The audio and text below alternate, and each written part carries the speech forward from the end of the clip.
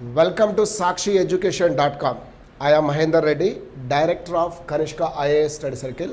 So, మన Kanishka IAS study circle అనేది 2008లో స్థాపించిన తర్వాత వేలాది మంది అభ్యర్థులకు గ్రూప్ 1, గ్రూప్ 2, సివిల్ సర్వీస్ వంటి అనేక ఎగ్జామ్స్లో వాళ్ళకి ర్యాంకులు రావడం అనేది మనకు తెలిసిందే. సో ఒక ప్రోవర్బ్ ప్రకారం ప్రతి తెలుగింటి నోట కనిష్క మాటలాగే సో కొనసాగుతూ ఉన్నాం కాబట్టి దాంట్లో భాగంగా ఈరోజు మనం ఈ యొక్క SakshiEducation.com వారి కరెంట్ అఫైర్స్ సంబంధించిన అంశాలని ఒక్కొక్కటిగా మనం చర్చిద్దాం. ఇది మన కాంపిటేటివ్ ఎగ్జామ్స్ పాయింట్ ఆఫ్ వ్యూలో ఏ విధంగా ఉపయోగపడుతుంది అన్నది చూద్దాం. మొట్టమొదటిగా మనం ఏమనంటే తెలంగాణ యాపిల్ అనేది ఒకటి రాశాను. సో తెలంగాణ యాపిల్ ప్రత్యేకత ఏంటి అన్నది కనుక చూస్తే వాస్తవంగా ప్రపంచ వాతావరణ పటాన్ని కనుక మీరు పరిశీలిస్తే ఈ వరల్డ్ మ్యాప్లో ఆయా వాతావరణ పరిస్థితులకు అనుగుణంగా కొన్ని పంటలు పండుతాయి. అంటే బేసిక్గా మనకు కావాల్సింది ఏంటంటే టెంపరేచర్, రెయిన్ఫాల్, సాయిల్, ఇవన్నీ ప్రధానంగా మనకు ఉపయుక్తంగా ఉంటాయి దేంట్లో in the process of the cultivation. మీరు అదే ఎక్కడ టండ్రా ప్రాంతానికి వెళ్ళి అంటే పోలార్ సైడ్కి వెళ్ళేసి అక్కడ వ్యవసాయం చేస్తుంటే సాధ్యం కాదు. పోనీ బాగా ఎడారి ప్రాంతంలోకి వెళ్ళి మేము వరి పండిస్తామంటే సాధ్యం కాదు, ప్రత్యేకంగా కావాలి. అలాగే ఈ యొక్క ఉద్యానవనాలు హార్టికల్చర్ అని చెప్పుకునే దాంట్లో ప్రత్యేకించి యాపిల్ వంటివి కనుక చూస్తే ఖచ్చితంగా కొంతవరకు శీతల ప్రాంతం అయి ఉండాలి, లో మోడరేట్ టెంపరేచర్ ఉంటే తప్ప జరగవు. మన ఇండియాకు వచ్చే వరకు ప్రధానంగా ఒకటి కాశ్మీర్, హిమాచల్ ప్రదేశ్లే ఈ యొక్క యాపిల్ పంటకు పేరు పెట్టింది. యాపిల్ అనగానే ఇక కాశ్మీరే మనకు ప్రోవారు కనిపిస్తుంది. కొద్ది కాలం క్రితం మనకు అరకు ప్రాంతంలో కూడా అరకు యాపిల్ అనేదాన్ని ఒకదాన్ని కొంతవరకు సైంటిఫిక్ ప్రాసెస్ ద్వారా డెవలప్ చేయడం అనేది జరిగింది. ఇప్పుడు CCMB centre for cellular microbiology ఏవైతే ఉందో మాలిక్యులర్ బయాలజీ హైదరాబాద్లో ఉన్న సంస్థ ఈ యాపిళ్ళ పైన పరిశోధన చేసేటప్పుడే కొమరం భీం ఆసిఫాబాద్ అంటే పూర్వకాలంలో ఆదిలాబాద్ అని పిలువబడే జిల్లాలోని ఒక రైతు పేరు బాలాజీ. ఈ బాలాజీ అనే రైతు తను ఒక నూతనమైన పంటను లేదా వినూత్నమైన పంటను పండించాలనే ఉద్దేశంతో ఆయన ఈ యొక్క యాపిల్ సాగుకు ముందుకొచ్చాడు. ఆయన ఈ యొక్క ఆసిఫాబాద్ జిల్లాలోని కెరిమెరి మండలంలోని ధనోరా అనే గ్రామానికి చెందిన ఒక గిరిజన రైతు. ఇక్కడ ఈ యొక్క CCMB వాళ్ళు ఇచ్చిన కొన్ని ఇన్పుట్స్, అదేవిధంగా తెలంగాణ హార్టికల్చర్ అధికారులు ఇచ్చిన ఇన్పుట్స్ మొదలైనవన్నీ కలిపిన తర్వాత వాళ్ళు చేసిన ప్రయోగంతో ఒక కొత్త యాపిల్ తయారీ అనేది జరిగింది. దాన్నే ఏమన్నారంటే HR99. సో ఈయన సాగు చేసి తర్వాత అవి ఈ యొక్క మొక్కలు వృక్షాలుగా మారి ఈనాడు ఫలాలు ఇస్తున్న సందర్భంలో ప్రధానంగా ప్రాచుర్యంలోకి వస్తే ఈయనను కలవడానికి రాష్ట్ర ముఖ్యమంత్రి ఒక ఇన్విటేషన్ ఇచ్చాడు. అది ఏ సందర్భంగా? నిన్న జూన్ 2 తెలంగాణ ఏర్పడిన 6వ ఆవిర్భావ సంవత్సరం నాడు రాష్ట్ర ముఖ్యమంత్రి గారికి ఈయన ఈ పండ్లని అదేవిధంగా ఆ యొక్క HR99 అని పిలువబడే యాపిల్ మొక్కని రెండింటిని ఆయనకు అందించి, ఎవరికి? ఆ యొక్క ముఖ్యమంత్రి గారికి అందించిన తర్వాత ఈ వార్తల్లో ప్రముఖంగా వచ్చింది ఈ సంఘటన. అయితే ఆల్రెడీ తెలంగాణ ప్రాంతంలో వివిధ భిన్నమైన పంటలు పండించాలని తెలంగాణ ప్రభుత్వం ఆలోచిస్తున్న సమయంలో ఇలాంటిది ఒకటి జరగడం అనేది ఒక ముఖ్య విషయంగా చెప్పొచ్చు. ఇంకొకటి తెలంగాణ యాపిల్ అని మరొకటి కూడా ఉన్నాయి. వీటిని ఏమంటామంటే యాపిల్ బేర్స్ అంటాం. అది వేరు, ఇది వేరు. యాపిల్ బేర్ ఏంటంటే ఒక రేగు పండును ఒక యాపిల్ పండులోని రెండు లక్షణాలను మిక్స్ చేసిన తర్వాత కల్టివేషన్ చేయబడ్డది యాపిల్ బేర్, లేదా దాన్ని తెలంగాణ యాపిల్ అని పిలుస్తున్నాం. అది ఒరిజినల్ యాపిల్ కాదు, కానీ ఇది మాత్రం original Apple. Which ever available in అంటే ప్రొడక్షన్ అయ్యేది ఎక్కడ? కాశ్మీర్లో కానీ, హిమాచల్ ప్రదేశ్లో కానీ, లేదా అమెరికన్ వ్యాలీస్లో కానీ ప్రొడ్యూస్ అయ్యేది ఏదైతే ఉందో ఆ ప్రొడక్ట్ సిమిలర్గా ఉండేది ఇది, ఎటువంటిది లేకుండా కల్తీ లేకుండా అన్నది మాత్రం ఒకటి. సో సాధారణంగానే ఎప్పుడు మనం చెప్తూనే ఉంటాం, తెలంగాణలో ఆదిలాబాద్ జిల్లా అనేది దేశానికి కాశ్మీరం వంటిదని, కొంతవరకు చల్లటి ప్రాంతం ఉంటుంది, విపరీతమైన అటవీ సంపద కలిగింది, చాలా ప్రాంతాలలో కొండచర్య ప్రాంతాలు, వ్యాలీస్ అనేవి మొదలైనవన్నీ ఉన్నాయి. కాబట్టి దాన్నే మనం తెలంగాణ ఆ ప్రాంతంలో యాపిల్ పండించడానికి అనువుగా కొంతవరకు ఉండవచ్చు, కానీ మొత్తం ఏరియా అంతా ఆ ఏరియాలో కల్టివేషన్ చేస్తామని చెప్పలేం. కొన్ని ప్రదేశాల్లో కొన్ని భిన్నమైన పంటలు ఈ కాలంలో వస్తూనే ఉన్నాయి. అరకులో not only Apple, apart from that one recently they produced coffee. So దీని అరక్ కాఫీ అనే పేరుతో కూడా మనం పిలిచాం. రెండవది ఏంటి అంశం ఇక్కడ? ఆధార్ రైతు బంధు అన్న తెలంగాణ ప్రభుత్వం 2019 వర్షాకాలం నాటికి ఒక మంచి పథకాన్ని చేపట్టింది. అదేంటంటే రైతు బంధు పథకం అనేది సాధారణంగా వ్యవసాయదారులు ఈ తొలకరి వర్షం వచ్చినప్పుడు లేదా ఋతుపవనాలు వచ్చినప్పుడు ఈ ఋతుపవనాల కాలంలో పెట్టుబడుల కోసం వారి దగ్గర ధనం లేక ఈ వడ్డీ వ్యాపారుల దగ్గర కానీ లేదా అదేవిధంగా మనం చెప్పుకోదగ్గ ఈ పెస్టిసైడ్స్ ఫర్టిలైజర్ సప్లై చేసే వ్యాపారుల దగ్గరికి వెళ్ళి తెచ్చుకుంటారు. దీనివల్ల వాళ్ళకు పెట్టుబడి చివరికి పంట వచ్చే నాటికి వడ్డీ రూపంలో పెరిగి బాగా ఎక్కువగా ఖర్చు అవుతుంది. అందుకని పెట్టుబడి సహాయం కింద ఇస్తున్న పథకమే రైతు బంధు. ఇది తర్వాత కాలంలో పిఎం కిసాన్ యోజన మొదలైనవన్నీ కూడా వచ్చాయి. కానీ మొట్టమొదటిగా మాత్రం ఇది బ్రెయిన్ చైల్డ్ ఆఫ్ తెలంగాణ అనేది మాత్రం చెప్పొచ్చు. కొత్తగా ఒక 2 సంవత్సరాలు వచ్చే వరకు ఏమైందంటే ఈనాడు తెలంగాణ ప్రాంతంలో 1,40,00,000 ఎకరాల సాగు భూమిలో ఆ రైతులందరికీ 5,000 చొప్పున కనుక ఇవ్వాల్సి వచ్చినప్పుడు దాదాపు 7,000 కోట్ల రూపాయలు అవుతుంది. దీనికోసం క్రమంగా వ్యవసాయం చేసే వాళ్ళకే ఇవ్వాలి తప్ప ఉద్యానవనాలు ఉన్నాయి లేదా already land converted into commercial activity ఫ్లాట్లు చేయడం వగైరా వగైరా వగైరా ఎన్ని చెప్పుకున్నా ఆ అన్నిటికీ ఇవ్వడం అనేది కట్ చేయడం అనుకుని చివరికి ఈనాడు 3,000 కోట్ల రూపాయలు ఇప్పటి వరకు కేటాయించారు. అందులో కూడా ఎవరికైతే ఆధార్ నెంబరు వాళ్ళ యొక్క ఖాతాతోటి నమోదు అయి ఉంటుంది, భూమితో లింక్ అయి ఉంటుందో వారికి మాత్రమే రైతు బంధు. అంటే రీసెంట్గా తెలంగాణ ప్రభుత్వం భూములన్నింటినీ సర్వే చేయించి నూతన పాసు పుస్తకాలు ఇచ్చే కార్యక్రమంలో భాగంగా చూస్తే ఇప్పటి వరకు కేవలం 65% మంది రైతులకు మాత్రమే ఈ పాసు పుస్తకాలు అందాయి. వాళ్ళ పేర్లలో ఎంతమంది నమోదైనవి కూడా మనకు తెలియట్లేదు. కాబట్టి 50% ఆఫ్ తెలంగాణ రైతులకు ఇబ్బంది ఏర్పడవచ్చు ఈ విధానంలో అన్నది విమర్శకుల అభిప్రాయం. కంపల్సరీ. సో ఇంకొకటి లాభం కూడా ఒకటి ఏంటంటే ప్రతి ఒక్కరు ఆధార్ కార్డు ప్రతిదానికి లింక్ అయి ఉంది కాబట్టి ధనవంతులకు భవిష్యత్తులో అంటే వ్యవసాయాన్ని కమర్షియల్గా చేసే వాళ్ళకి కట్ చేసే అవకాశం ఉంటుంది. పేద రైతుకు మనం పెట్టుబడిగా ఇవ్వడం అనేది సబబు తప్ప అసలు ధనిక రైతులకు ఇవ్వడం అనేది చాలా వరకు నష్టమే రాజ్యానికి కానీ రాష్ట్ర ఖజానాకు కానీ అనేది మనకు తెలిసిందే. సో అది చూద్దాం. తర్వాత మరొకటి ఏంది సమగ్ర విధానం అని రాసిన comprehensive policy. The honourable chief justice of Telangana high court వీళ్ళు ఒక తీర్పుని చెప్తూ వలస కూలీలపైన సమగ్రమైన విధానాన్ని ఒకదాన్ని రూపొందించమని చెప్తుంది రాష్ట్ర ప్రభుత్వానికి. కారణం ఏంటంటే ఒక పిల్ వేయబడ్డది. చాలా వరకు మనం పత్రికలలో చూసాం. నేషనల్ హైవేస్ మీద వీళ్ళు 1000 కిలోమీటర్ల ప్రయాణం కొనసాగిస్తున్నారు అన్నది పత్రికల్లో చదవడం చాలామంది బాధపడడం అనేది జరిగింది. సో ఈ తెలంగాణలో ఉన్న సత్యనారాయణ మెల్కోటే అని పిలువబడే ఒక రిటైర్డ్ ప్రొఫెసర్ గారు పిఐఎల్ రూపంలో తెలంగాణ హైకోర్టులో ఒక కేసు వేస్తే దాని విచారణ సందర్భంగా తరచుగా ఈ యొక్క హైకోర్టు ఇచ్చిన అనేక సూచనల అనంతరం మొన్న లాస్ట్ విచారణ సందర్భంగా చూస్తే ఒక అడ్వకేట్ కమిషనర్ గారిని నియమించుకోవడం, వారిచ్చిన నివేదిక తర్వాత ఈరోజు ప్రభుత్వాన్ని ఆదేశించింది ఏంటంటే లేబర్ డిప్యూటీ కమిషనర్ స్థాయికి తక్కువ కాకుండా ఉన్న అధికారి ఆయన ప్రాంతంలో ఉన్న ఎంతమంది వలస కూలీలు ఉన్నారో వాళ్ళందరి డాటాను సేకరించుకొని ఒక కాంప్రహెన్సివ్ పాలసీ చేయమన్నారు. అలాగే మేడ్చల్ హైవే మీద ప్రయాణిస్తున్న వాళ్ళు ఎవరెవరు ఉన్నారో వలస కూలీల వివరాలు కూడా సమగ్రంగా ఇచ్చి ఈ సమగ్ర విధానం ఒకదాన్ని రూపొందించండి. ఇప్పుడే కాదు భవిష్యత్తులో కూడా వారికి ఎటువంటి ఇబ్బంది ఏర్పడ్డా కూడా వారికి ఇబ్బంది కలగకుండా చూసుకోవాలన్నదే ప్రధానమైన అంశంగా మనకు చూసాం. ఎన్ఐఎన్ డాక్టర్ అని రాశారు. ఎన్ఐఎన్ అంటే national institute of nutrition. National institute of nutrition అని పిలువబడే ఒక సంస్థ. అది ఎక్కడ ఉంది? భారత పోషకాహారక సంస్థ అనేది హైదరాబాద్లో ఉంది. మనకు తార్నాక దగ్గర కనిపిస్తుంది. దీనికి సంబంధించిన డాక్టర్ జి సుబ్బారావు గారు తన పరిశోధనలకు గాను ముఖ్యంగా ఆయన దేనిపైన చేశాడంటే nutrition education and behavioural science. Nutrition education and behavioural science విభాగంలో American society of nutrient award వచ్చింది ఈయనకి. సో ఎక్కడ భారత ఒక శాస్త్రవేత్త గారికి పోషకాహారం పైన పరిశోధన గారు ఇది ఒకటి వచ్చింది అనేది మనకు తెలిసింది. C voter and Jagan Reddy అని రాశాం. ఇక్కడ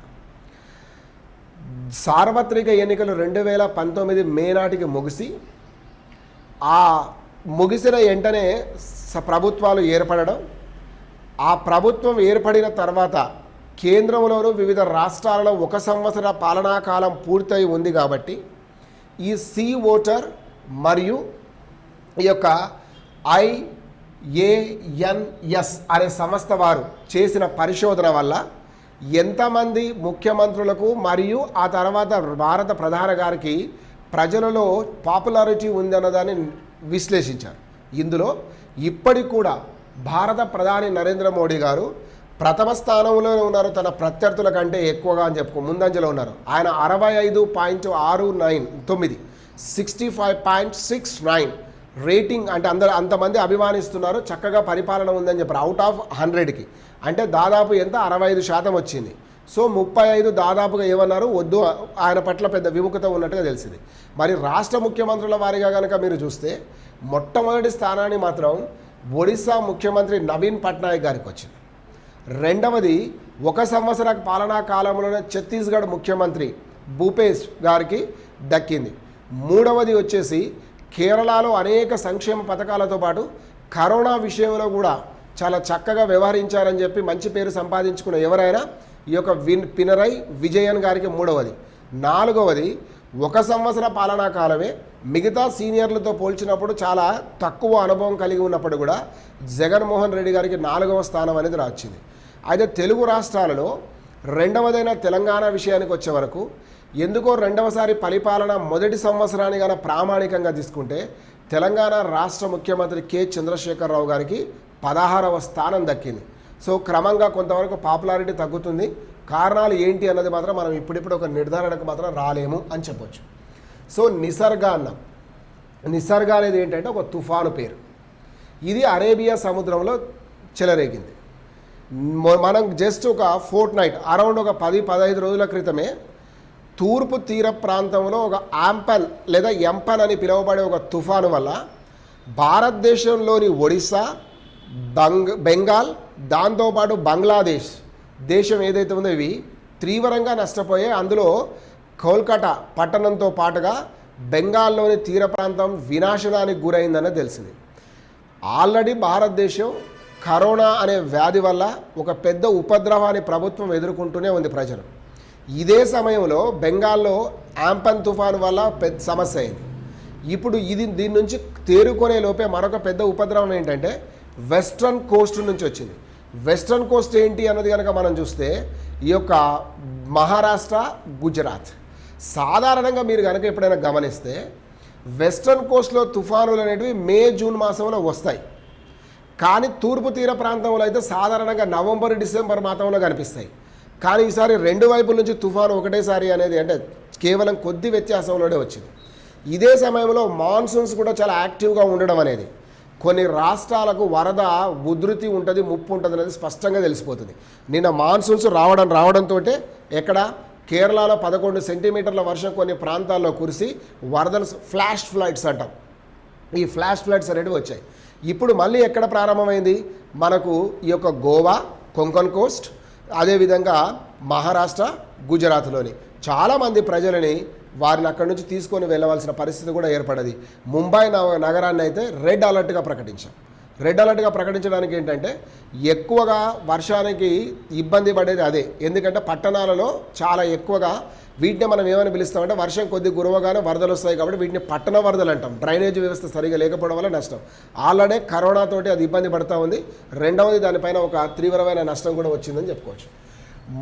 ఇక్కడ మరొకటి ఏంటంటే మిలిందా గేట్స్ మహమ్మారి అనేది రాశాం. కరోనాను ఎదుర్కోవడం కోసం భారతదేశం చక్కగా వ్యవహరిస్తుంది ఆ ఒక వ్యూహం ప్రకారం అని చెప్పేసి మిలిందా గేట్స్కు సంబంధించిన CEO గారి అభిప్రాయాన్ని ఒక వ్యాసంగా మనకు పత్రికలలో కనిపించింది. అది ఏంటి అన్నది కనుక మీరు చూస్తే ఇక్కడ మిలిందా గేట్స్కు సంబంధించిన దాంట్లో ఆయన చెప్పడం ఏంటంటే భారతదేశంలో వ్యాక్సిన్లు తయారు చేయగలిగిన సామర్థ్యం ఉన్న వ్యవస్థ ఉంది. 2 వైద్య అంటే కొన్ని సరైన సదుపాయాలు లేకపోయినా వైద్యం చేసే సదుపాయాలు కూడా భారతీయ వైద్యులకు సొంతమని చెప్పాడు. ముఖ్యంగా మీరు గ్రామీణ ప్రాంతంలో కనుక చూస్తే విద్యుత్ సౌకర్యం లాంటివి లేకపోయినప్పటికీ కూడా అక్కడ బ్లడ్ టెస్టులు కానీ లేకపోతే ఈ కరోనా టెస్టులు కానీ ఈ మిగతా వాటిని కూడా చేసే యొక్క ఆలోచన విధానం ఇక్కడ ఉంది అని చెప్పాడు. 3 భారతదేశంలో అంతర్జాతీయ ప్రమాణాలతో కూడిన మెడిసిన్ తయారు చేసే ఎబిలిటీ కూడా ఉంది. మరొకటి ఏంటంటే మిలిందా గేట్స్, WHO లాంటి సంస్థలతో కలిసి భారత ప్రభుత్వం, భారతీయ సంస్థలైన ఈనాడు మనం చెప్పుకున్న సీరం టెక్ కానీ, భారత్ టెక్ కానీ మొదలైనవన్నీ కూడా ఈ యొక్క హెట్రో డ్రగ్స్ కానీ, శాంతా బయోటెక్ కానీ ప్రపంచంలో బాగా పేరు పొందిన ఔషధ తయారీ మరియు వ్యాక్సిన్ల తయారీకి చెందినవి దాదాపు 30 సంస్థలు 30 ఆర్గనైజేషన్స్ వర్కౌట్ ఆన్ దేనిపైన కరోనా వ్యాక్సిన్ పైన చేస్తున్నాయి. కాబట్టి అన్యూహంగా అంటే యాక్సిడెంటల్లీ ఆ యొక్క వైరస్కు సంబంధించిన వ్యాక్సిన్ భారతదేశం నుంచి వచ్చినా కూడా ఆశ్చర్యం లేదన్నదే ఈ యొక్క వ్యాసకర్త గారి అభిప్రాయం. సో ఇది తర్వాత సిపిఈసి అని రాశాను. సిపిఈసి ఏంటంటే China Pakistan economic corridor. China Pakistan economic corridor మొత్తం దీని లెంత్ అనేది కనుక చూస్తే 3000 కిలోమీటర్లు.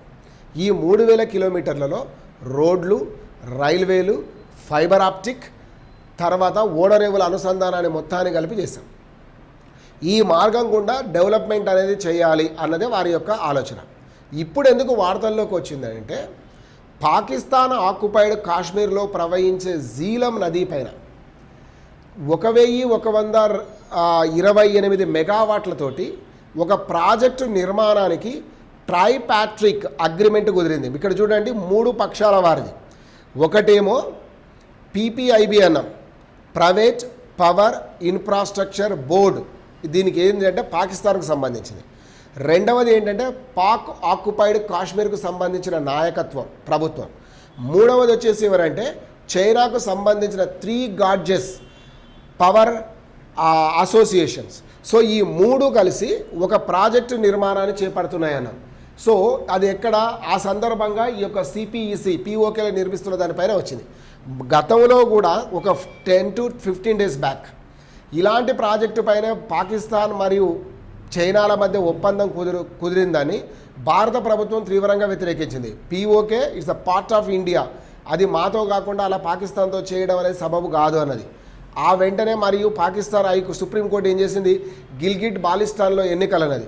దానికి ప్రతిస్పందనగా భారత ప్రభుత్వ వాతావరణ శాఖ ఏం చేసింది, గిల్గిట్ బాలిస్తాన్లు అనేవి భారతదేశంలో భాగం కాబట్టి అక్కడ ఉన్న వెదర్ అండ్ క్లైమేట్ రిపోర్ట్స్ అనేవి రెగ్యులర్గా అప్డేట్ చేయడం మొదలుపెట్టాయి. సో ఇది పిఓకే అనేది ఎప్పుడు డిస్ప్యూటెడ్ ఏరియాగా ఉంది రెండింటి మధ్యలో, కాబట్టి అలా చేయడం అనేది భారతదేశానికి నష్టం. అంటే దీంట్లో మళ్ళీ మనం లోతుగా వెళ్ళి కనుక ఆలోచించామంటే లడాఖ్లో ఈరోజు జరుగుతున్న ఉద్రిక్త పరిస్థితులకి చైనాకు ప్రత్యేకంగా ఆక్సాయ్ చిన్లో కానీ లడాఖ్లో కానీ సిపిఈలో కానీ ఉన్న ఇంట్రెస్టే, పిఓకేలో ఉన్న ఇంట్రెస్ట్ తప్ప వేరేది మరొకటి కాదని మనం చెప్పుకోవచ్చు. తర్వాత ఈ యొక్క G7 అనేది రాస్తాం. G7 ఏంటంటే గ్రూప్ ఆఫ్ 7 అంటాం. ఈ గ్రూప్ ఆఫ్ 7 అని పిలువబడుతున్న దీన్ని ఏంటి అంటే ప్రపంచంలో పారిశ్రామికంగా అభివృద్ధి చెందిన 7 దేశాల కూటమి. ఇది 1973లో ఏర్పాటు చేయబడ్డది. 1973లో ఎందుకు ఏర్పాటు చేయవలసి వచ్చిందంటే 1973లో ఆయిల్ క్రైసిస్ వచ్చింది.